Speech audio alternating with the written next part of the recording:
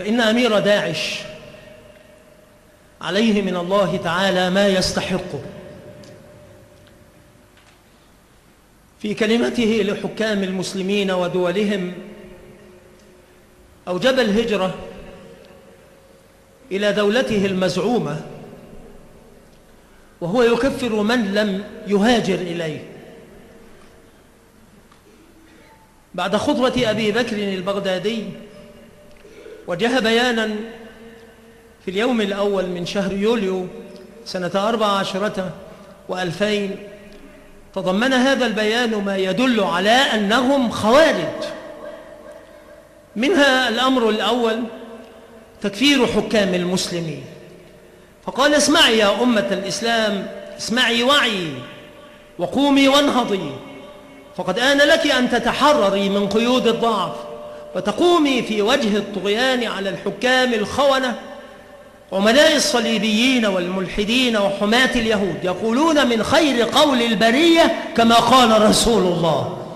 صلى الله عليه وآله وسلم. فاسمعي يا أمة الإسلام، اسمعي وعي وقومي وانهضي، فقد آن لك أن تتحرري من قيود الضعف وتقومي في وجه الطغيان على الحكام الخونة عملاء الصليبيين والملحدين وحراس اليهود. يقول: عامله الله بعدله: يا أمة الإسلام، لقد بات العالم اليوم في فسطاطين اثنين وخندقين اثنين ليس لهما ثالث، فسطاط إسلام وإيمان وفسطاط كفر ونفاق، فسطاط المسلمين والمجاهدين في كل مكان وفسطاط اليهود والصليبيين وحلفائهم، ومعهم باقي الكفر وملله تقودهم أمريكا وروسيا ويحركهم اليهود.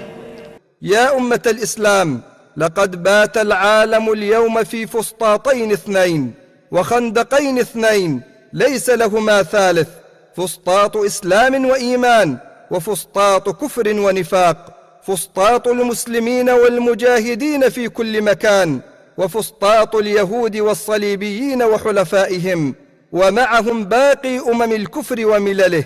تقودهم أمريكا وروسيا وتحركهم اليهود. الأمر الثاني بعد تكفير حكام المسلمين كما مر إيجاب الهجرة على جميع المسلمين إليه، مما يدل على أن بلدان المسلمين عنده بلدان كفر. قال: يا أيها المسلمون في كل مكان،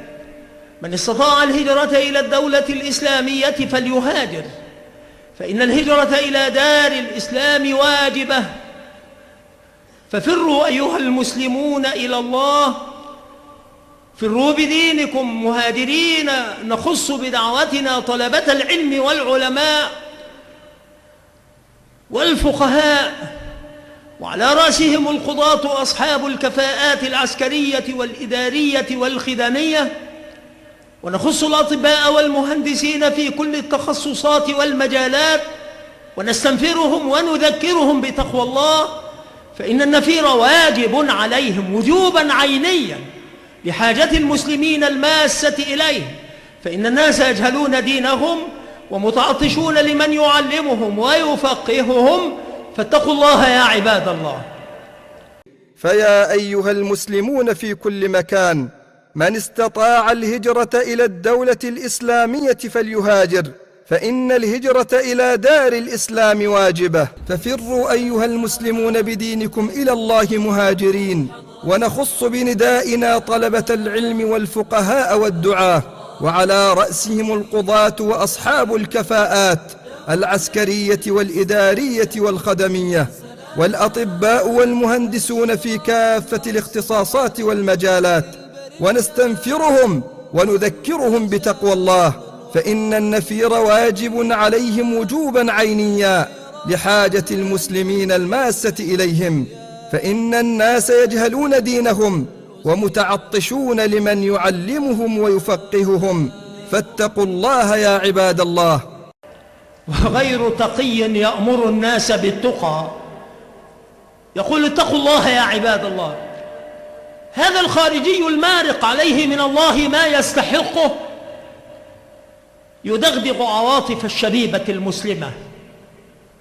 التي تحب الجهاد في سبيل الله